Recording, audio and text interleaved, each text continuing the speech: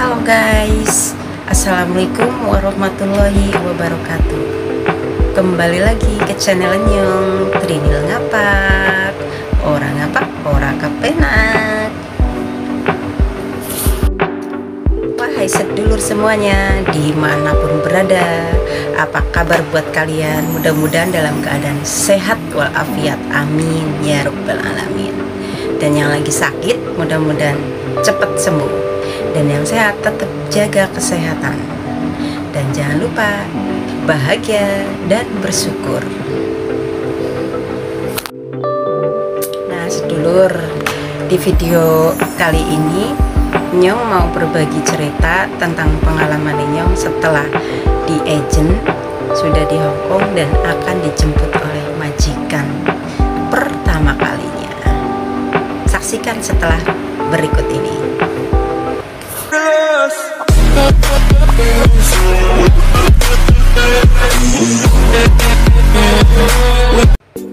Nah, kita mulai sedulur. Pada waktu itu adalah pertama kali saya datang ke Hongkong. Dan pada saat itu juga saya mengalami hal yang sangat-sangat menyedihkan. Karena apa? Karena sebelum saya terbang, satu hari sebelum saya terbang itu saya mengalami kecelakaan. Pada saat itu saya dibonceng sama teman saya itu dari Sidarja sampai ke Lakpok tempat saya. Di tengah jalan papasan sama anak SMA yang ngebut ugal-ugalan dan teman saya itu kaget dan akhirnya dia nggak sadar ngegas masuk ke solokan dan saya terbanting. Untung nggak apa-apa sih, cuman saya cuma lecet, terus tangannya itu apa ya istilahnya, kesleo, bengkak di sini.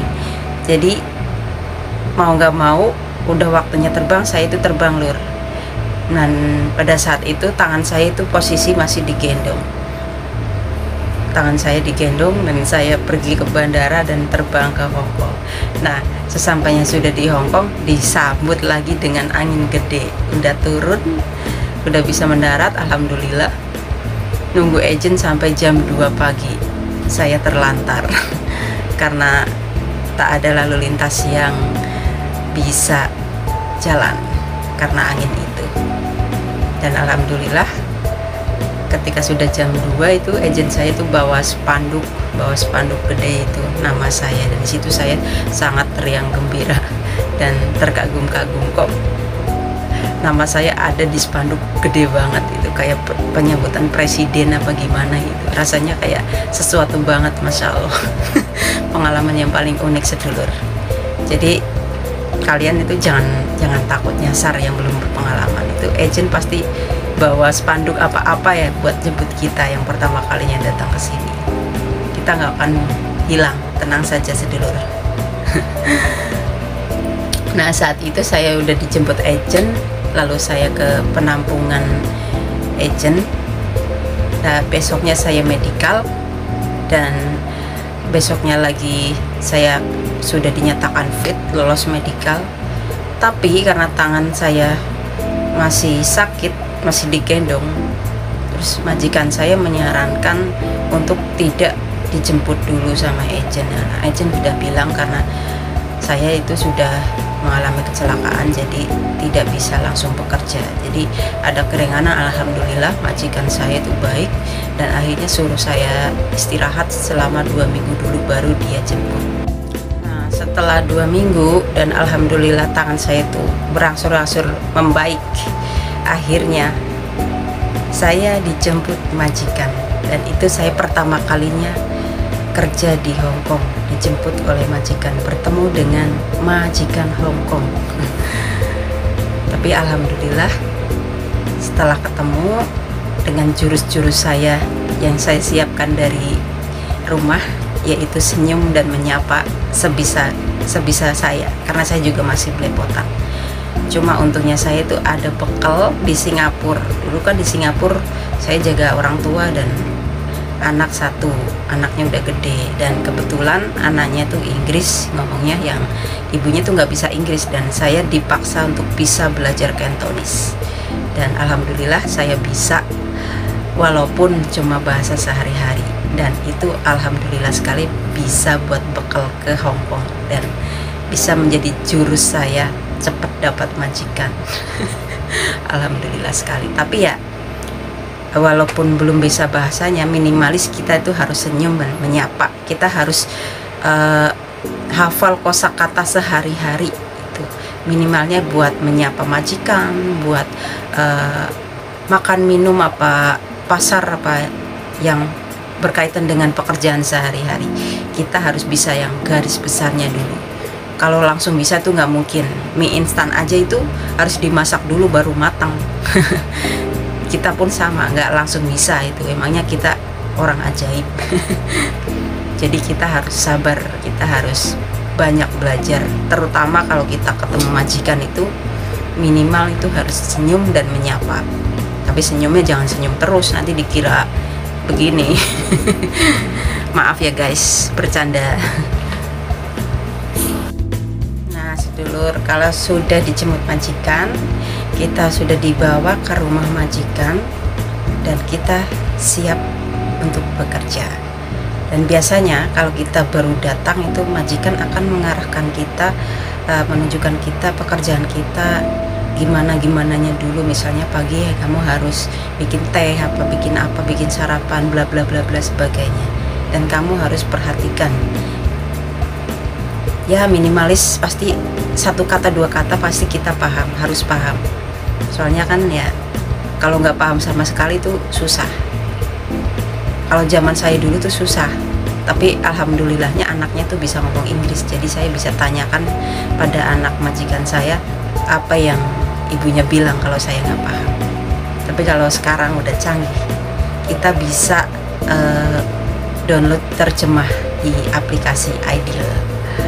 Untuk video ke depan saya akan jelaskan bagaimana cara menggunakan aplikasi Ideal. Nah, ini adalah aplikasi Ideal. Ntar saya buka dulu. Nah, ini sedulur, Ideal Home Online. Nah, kalian bisa download di Play Store, Ideal Home Online. Nanti kalau sudah download, kita bisa menggunakan itu untuk belanja dari sini buat dikirim ke Indonesia, dan itu ongkirnya gratis. Dan ini juga bisa buat terjemah Cantonese ke bahasa kita. Jadi ini mempermudah kita yang belum bisa bahasa Cantonese. Jadi sekarang itu apa-apa lebih gampang dan mudah. Kalau dulu saya itu belum ada ini. Kita tuh benar-benar belajar keras. Modal nonton TV. Kalau dulu saya modal nonton TV untuk mengasah bahasa Cantonese. Seperti yang saya lakukan dulu di Singapura. Saya juga belajar bahasa Cantonese dulu di Singapura dengan menonton TV channel yang ngomongnya Cantonese. Jadi belajar sambil nonton TV sama neneknya dulu. Aduh, pokoknya semangat. Kita itu tanpa sekolah bisa bahasa luar negeri. Makanya yang jadi TKW itu jangan berkecil hati. Beruntung kita bisa belajar bahasa luar negeri tanpa harus menyandang sarjana. Semangat ya, jangan pernah putus asa. Nah, ada hal penting yang kalian harus tahu sedulur. Majikan Hong Kong alias orang sini, orang Hong Kong, paling tidak suka kalau kita itu tidak mengerti tapi bilangnya mengerti. Nah akhirnya kan kita jadi salah, soalnya kita tidak mengerti tapi pura-pura mengerti. Lebih baik kita jujur aja tidak mengerti, itu akan lebih menyenangkan, majikan akan lebih suka. Kecuali kalau majikan yang maafan, tidak memahami, tidak mau tahu, kita harus bisa. Tapi kadang ya nggak semua majikan seperti itu. Kalau majikan saya dulu, kalau saya nggak tahu, dia bilang kalau kamu nggak paham harus bilang nggak paham, jangan bilang paham.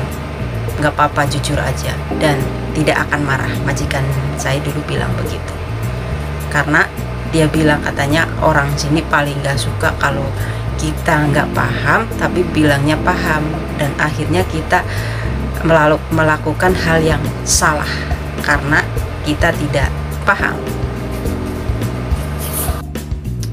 Dan untuk masalah ibadah, terus kita yang berhijab seperti ini, bagi yang muslim itu masalah ibadah, kita juga harus ngomong, kita harus berbicara baik-baik dengan majikan. Waktu sholat kita 5 kali, terus jam berapanya, terus untuk puasa kita di bulan Ramadan atau puasa Senin dan Kamis, kita harus jelaskan sahur jam berapa, buka jam berapa, jadi biar mereka tuh tahu. Kalau misalnya kalau kita sholat subuh, kita bangun pagi-pagi banget, kalau majikan yang belum tahu ya kaget, kenapa kok bangunnya pagi-pagi banget, untuk apa gitu. Tapi ya kadang ada majikan yang sudah tahu itu, nggak semua majikan, jadi kita apa salahnya harus menjelaskan pada mereka. Dan untuk puasa juga, sahur kita juga harus ngomong, kalau enggak nanti dikira kita lagi ngapain makan pagi-pagi banget, masih gelap. Kan kalau yang belum tahu kan gagal paham gitu guys. Jadi kita wajib ngomong sama majikan supaya tidak gagal paham ya lur ya. Dan ingat, kita harus patuhi perintah majikan. Misalnya kalau hari libur kita harus pulang jam 8, jadi kita jam 8 harus pulang. Terus sebenarnya hari libur itu bebas, sampai jam 12 pulang itu juga nggak apa-apa. Tapi kan buat apa kita malam-malam, untuk apa kita di luar, kita kan juga perlu istirahat gitu. Jadi libur tetap libur, tapi kita juga harus menjaga kesehatan badan kita supaya tidak terlalu capek di waktu libur, supaya esoknya kita bisa bekerja tidak sakit, tetap sehat dan bugar. Sebenarnya hari libur itu bebas dulur, jadi bebasnya apa, kita bisa pulang jam berapa aja kalau dalam aturan itu. Tapi kan buat apa kita di luar lama-lama ya kan. Kita juga perlu istirahat biar kita tetap bugar dan sehat gitu. Dan hari libur juga kita tidak diwajibkan untuk bekerja, tapi ya kita boleh bekerja, mengerjakan sukarela kita sesuai sukarela kita. Misalnya cuma nyapu doang, apa nyuci toilet doang. Tapi kalau saya pribadi, kalau keluarnya nggak buru-buru, saya pasti nyapu, walau tidak ngepel tapi tetap nyapu dan bersihin toilet, karena saya paling tidak suka toilet kotor, terus rumah berantakan, jalannya itu berantakan itu, jadi kita jalan juga nggak enak lihatnya. Kalau bersih kan disapu, misalnya ada sampah disapu kan kita jalannya enak.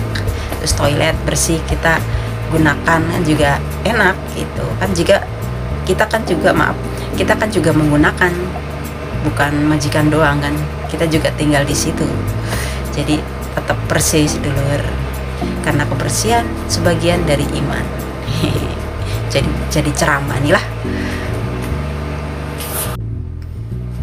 Dan untuk masalah makan, kita itu kadang nggak sama sih. Kadang kita makan, ada yang makan bareng majikan, ada yang makan pisah sama majikan di dapur itu, majikan di ruang makan.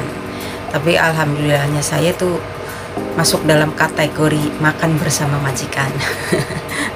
Dan kita juga harus menjelaskan, kita tuh muslim tidak boleh makan babi.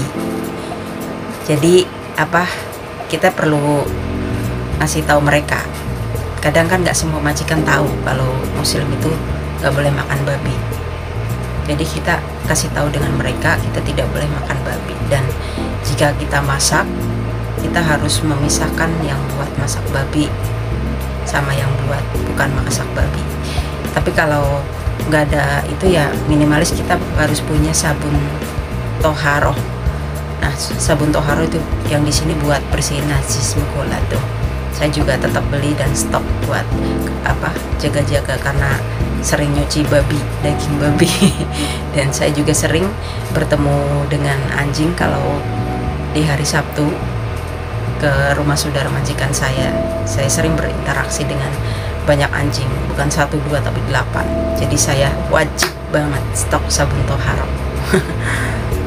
Jadi kita harus menjelaskan tentang diri kita sendiri. Jadi jangan sampai kita mengorbankan agama kita demi uang. Misalnya kita makan babi, terus kita nggak puasa sementara kita kuat, kita nggak sholat sementara sebenarnya kita bisa sholat di sini. Jadi tetaplah kita ngejar duniawi dan buat akhirat juga, jangan cuma buat duniawi doang. Dan satu lagi itu masalah alat yang kita pakai, misalnya piring, gelas. Ada sebagian majikan itu punya piring masing-masing, misalnya tai piringnya yang ini, gelasnya yang ini, sinsang gelasnya yang ini, piringnya yang ini, mangkuknya yang ini. Kita juga punya, jadi punya sendiri-sendiri piring dan mangkuk gitu dan sebagainya itu. Tapi nggak semua majikan, kadang ada yang majikan seperti itu, dan kita harus paham, jangan sampai salah. Kita harus hafalkan itu. Misalnya piringnya tuan buat tuan, piringnya nyonya buat nyonya, jangan sampai kebalik, nanti mereka marah. Jadi kita harus ingat, dan untuk kita sendiri juga harus ingat yang buat dipakai kita, jangan sampai punya majikan dipakai sama kita nanti marah. Tapi nggak semua majikan seperti itu, kadang juga majikan itu sama, pakai piring yang sama, yang penting dicuci bersih. Seperti majikan saya juga alhamdulillah nggak pilih-pilih, piring kita pakai bersama, gelas juga yang penting dicuci bersih. Tapi saya pribadi, saya gelas tetap pakai 1, kalau piring mangkuk ya kadang saya pakai yang lain-lain gitu. Tapi kalau gelas saya konsisten 1 gelas, jadi nggak ngeluarin banyak gelas, karena banyak gelas jadi nggak nggak harus ngeluarin banyak gelas, soalnya di sini kan tempatnya sempit, dapurnya sempit, jadi semuanya serba sempit. Jadi harus ya kita pikirkan dengan baik-baik, kerjakan dengan baik-baik, dan atur dengan baik-baik supaya tidak berantakan. Karena rumah di sini tuh kecil-kecil, tidak seperti di Indonesia gede-gede. Di sini kebanyakan apartemen, ada yang teras juga, tapi ya beberapa lah. Kebanyakan di sini apartemen, sedulur. Nah, kerjaan tuh kita tuh semua beda-beda ya. Kadang ada yang juga yang ditugaskan untuk belanja, memasak juga, bukan sekedar beberes, ngurus anak, ngurus lansia. Jadi yang masak, kalau yang kebagian job masak gitu, kita harus turutin instruktur majikan ya.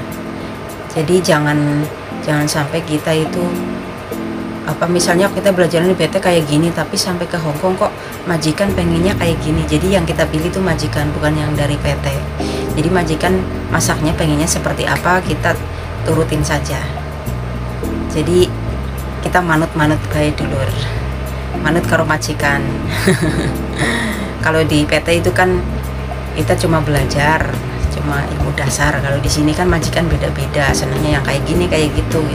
Jadi kita nurut majikan. Terus masalah yang belanja, kalau kita disuruh belanja sendiri, kita harus hati-hati dan tetap ada laporan. Takutnya dikira kita itu korupsi ya bagaimana ini. Gak semua majikan seperti itu. Kadang majikan kan ada yang rese itu, minta risit, minta ini itu, minta bukti pembelian gitu. Tapi alhamdulillah majikan saya tidak. Tapi alangkah baiknya pakai tulisan, biar nanti kalau suatu saat ditanya berapa harga ini, harga itu, kita tahu. Kalau kita lupa bisa lihat catatan. Begitu sedulur. Dan kita kerja pasti sesekali kita melakukan kesalahan, walaupun sengaja ataupun tidak disengaja. Nah, jangan lupa kalau kita salah, kita harus segera bilang sorry, minta maaf sama majikan. Jangan sampai nunggu majikan marah-marah.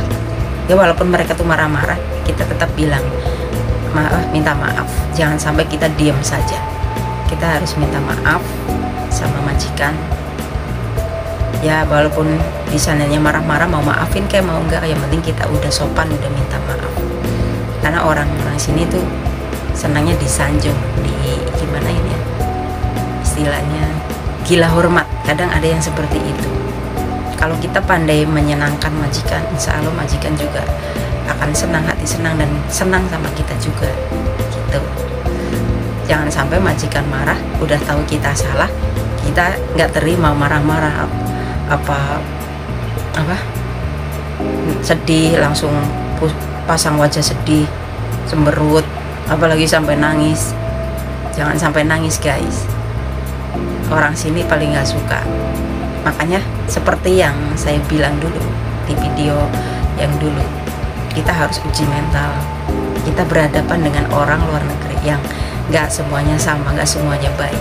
Jadi mental kita tuh harus kuat. Dibentak kita jangan nangis. Kalau kita salah kita minta maaf. Kalau kita tidak salah kita harus membela diri. Apalagi kalau kita dapat kekerasan, dapat apa, kita harus membela diri. Tidak boleh takut. Di sini tuh tidak boleh takut dan tidak boleh seenaknya sendiri. Begitu sedulur.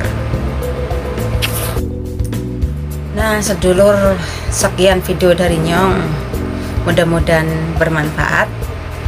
Maaf jika videonya itu tidak bisa lama-lama karena saya memang padanya sibuk sekali, jadi saya tidak bisa bikin video yang durasi panjang. Jika ada kesalahan atau kata-kata yang tidak baik, mohon dimaklumi, mohon dimaafkan. Terima kasih yang sudah menonton, dan jangan lupa untuk subscribe, like, komen, dan share. Jangan lupa nyalakan loncengnya supaya tidak ketinggalan video dari Nyong. Terima kasih. Sampai jumpa di video berikutnya. Salam ngapak, orang ngapak, ora kepenak. Salam sukses berjamaah. Wassalamualaikum warahmatullahi wabarakatuh. Tell me like a Hellcat.